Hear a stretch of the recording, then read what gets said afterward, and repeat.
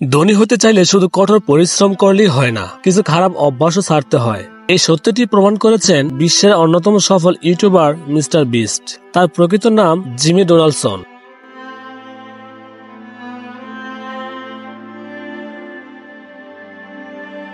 শূন্য থেকে শুরু করে তিনি কোটিপতি হয়েছেন শুধুমাত্র তার দৃঢ় সংকল্প, শৃঙ্খলা এবং সঠিক অভ্যাসের কারণে।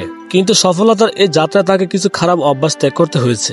আজকে আমি বলবো ধনী হওয়ার পথে বাধা হয়ে দাঁড়ানো 5টি খারাপ অভ্যাস। নাম্বার 1, অলসতা।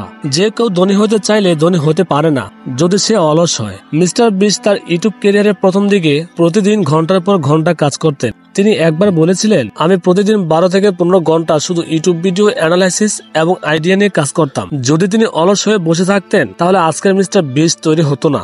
কিভাবে অলসতা দূর করবেন? প্রতিদিনের জন্য একটি নির্দিষ্ট লক্ষ্য নির্ধারণ করুন, সময় ব্যবস্থাপনা শিখুন এবং গুরুত্বপূর্ণ কাজের সময় দিন। ছোট ছোট কাজ দিয়ে শুরু করুন এবং ধাপে ধাপে এগিয়ে যান। নিজের কাজে আগ্রহ তৈরি করুন।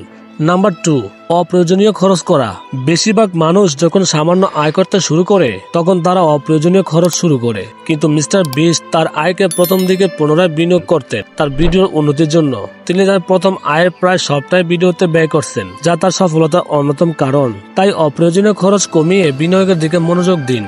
কিভাবে খরচ কমাবেন? বাজেট তৈরি করুন এবং সেটার মধ্যে থাকুন। প্রয়োজনের চেয়ে ইচ্ছার পিছনে খরচ করা কমান। যে জিনিসগুলো সত্যি অপ্রয়োজনীয় নয় সেগুলো কেনা এড়িয়ে চলুন।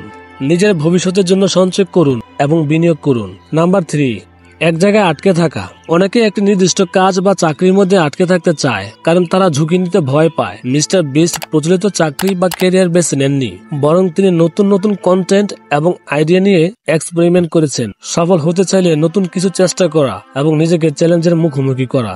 সবসময় নতুন কিছু শিখতে আগ্রহী থাকুন। ব্যর্থতাকে শেখার সুযোগ হিসেবে দেখুন। নিজেকে চ্যালেঞ্জ করুন এবং কমফোর্ট জোন থেকে বেরিয়ে আসুন। নাম্বার 4, নেতিবাচক মানসিকতা। আমি পারবো না, আমার দ্বারা হবে না।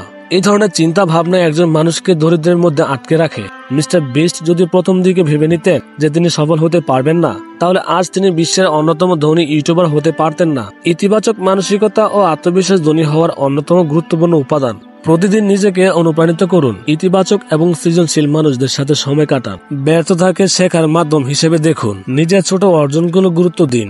নাম্বার 5, অদক্ষতা ও শেখার অনীহা। বেশিরভাগ মানুষ নতুন কিছু শেখার প্রতি আগ্রহী নয়, কিন্তু মিস্টার বিস্ট ছিলেন এর সম্পূর্ণ বিপরীত। তিনি ইউটিউবের অ্যালগরিদম বোঝার জন্য ঘন্টার পর ঘন্টা সময় ব্যয় করেছেন, ভিডিও এডিটিং শিখেছেন, মার্কেটিং কৌশল আয়ত্ত করেছেন। আজকের বিশ্বে ধনী হতে হলে আপনাকে দক্ষতা বাড়াতে হবে এবং প্রতিনিয়ত নতুন কিছু শিখতে হবে। দক্ষতা বাড়াতে হলে এই স্কিলগুলো ফলো করতে হবে। নতুন স্কিল শেখার জন্য কোর্স করুন, অভিজ্ঞ ব্যক্তিদের কাছ থেকে পরামর্শ নিন, বই পড়ুন এবং গবেষণা করুন। প্রতিদিন নতুন কিছু শেখার জন্য নির্দিষ্ট সময় দিন। মিস্টার বিস্টের সফলতার মূল মন্ত্র। মিস্টার বিস্ট শুধু ইউটিউব ভিডিও বানিয়ে কোটিপতি হননি, তিনি তার কৌশলগত চিন্তা ভাবনা, বিনিয়োগ এবং কঠোর পরিশ্রমের মাধ্যমে এই সফলতা অর্জন করেছেন। তার সফলতার 3টি মূল নীতি। ধৈর্য।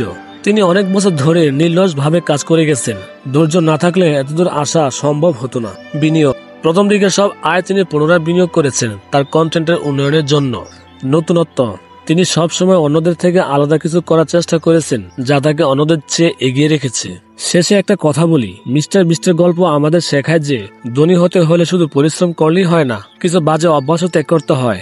অলসতা, অপ্রয়োজনীয় খরচ, নেতিবাচক মানসিকতা, ঝুঁকি না নেওয়া এবং শেখার প্রতি অনীহা, এই 5টি অভ্যাস যদি আপনি ছাড়তে পারেন তাহলে সাফল্যের পথে অনেক দূর এগিয়ে যেতে পারবেন। তাই আজ থেকে সিদ্ধান্ত নিন, আপনি কি সত্যি ধনী হতে চান? তাহলে এই স্টেপগুলো ফলো করুন। সেই সাথে চ্যানেলটি সাবস্ক্রাইব করে তাসফিয়া অফিসিয়াল জোনের সাথেই থাকুন। ধন্যবাদ।